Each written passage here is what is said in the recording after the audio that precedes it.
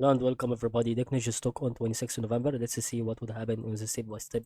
If you are new to this video, don't forget to like, subscribe, and let's continue to watch this video until the end. So, as we can see, it is going to be referring back for what we want. If we have to see the DKNG stock on 26th November like this, this is going to be about why DKNG stock on two circles.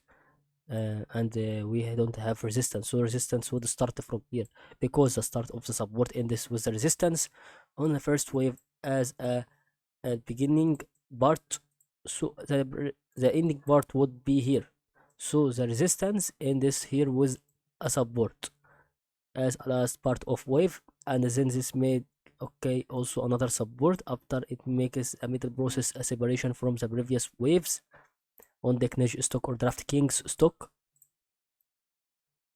That's what can we say here. So this increase is going to be a reason for what we want for DKNG stock, and the circle here increase. Okay, that's what we want as a news today for the DKNG stock price prediction.